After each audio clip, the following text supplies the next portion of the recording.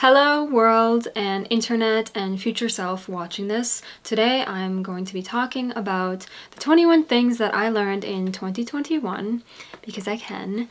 And I have my notebook, which I took some notes in, and my tea, and I'm ready to go. So the number one thing I learned is that change is the only constant, and I kept hearing this from other people, and I saw this phrase a lot on social media this past year, and it really resonated with me because there's a lot of change due to the global panini, and there's a lot of changes in terms of relationships. In my life personally, that was true. There was changes for my work. I started a lot of new opportunities and projects this year that brought a lot of change, and I really wanted to embrace change as part of life. The second thing that I learned was to keep in touch with your creative side. At some points during the year, I was so busy with work and school and studying that I didn't really have time to do something creative. I felt like I didn't have enough time to journal or to play something on the harmonica or learn a new song on the ukulele or even make videos, and I felt kind of dried out mentally in a way. And I think being creative, whether that's in sports in some way or playing a game or creating something or playing music, making a video, doing photography, cooking, that can really relax us and restore us, and I definitely want to bring that creative energy with me into 2022. The third thing was the art of letting go. There were definitely things I had to let go of.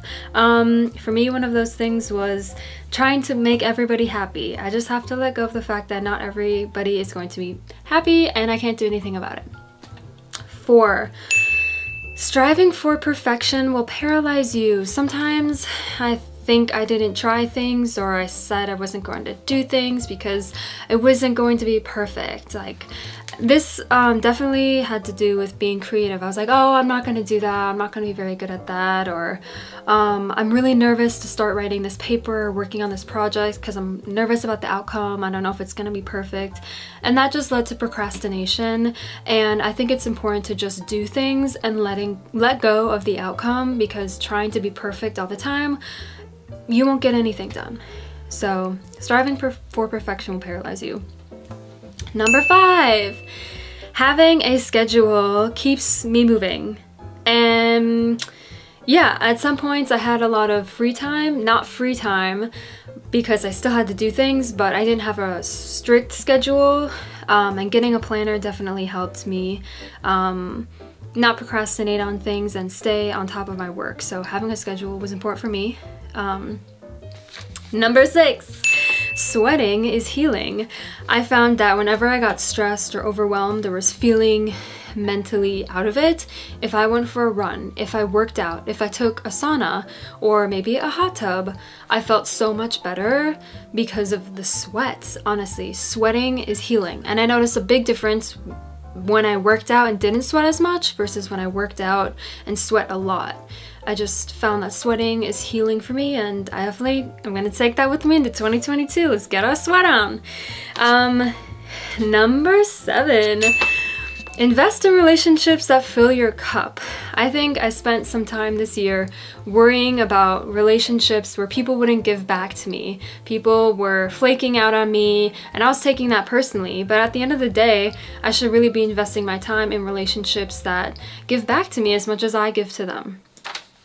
Number 8, own your own path. I'm on my own journey. I'm doing things on my own time.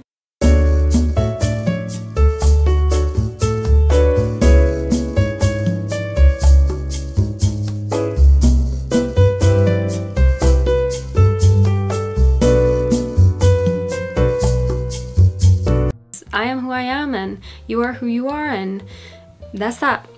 So, number 9, always be learning. Keeping on a path of learning helps keep your brain sharp and makes you curious about the world. For me this year, I was really trying to learn Arabic, and I still am. Maybe I'll upload an updated video about my progress.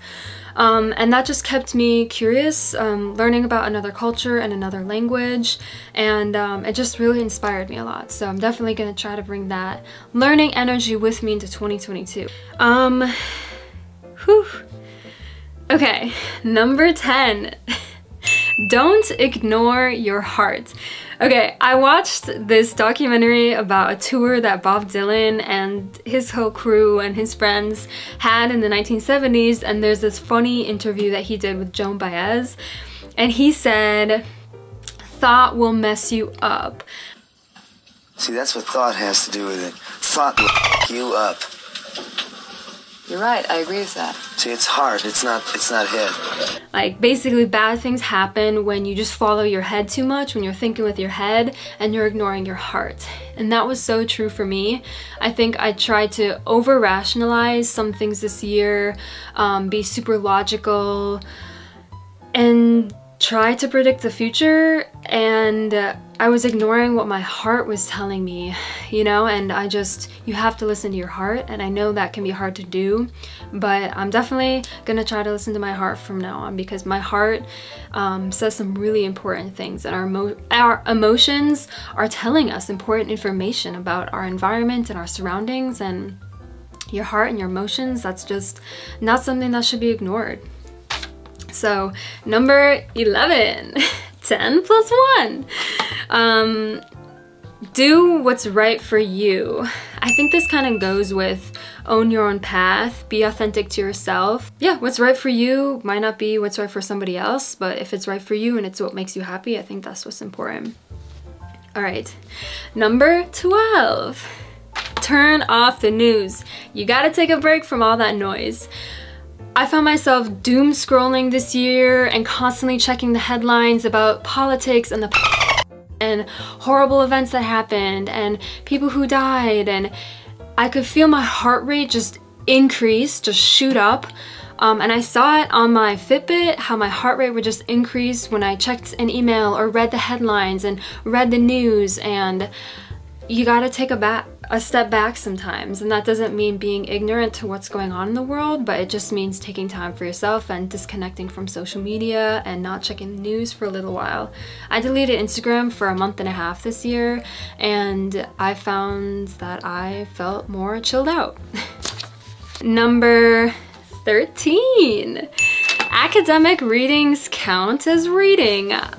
I felt like I couldn't do a ton of reading for pleasure this fall, because I was doing a lot of reading for my master's program, but academic reading counts as reading, period. Don't feel bad that you're not reading books before bed if you're reading academic books for your classes, because that still counts. Okay, number 14.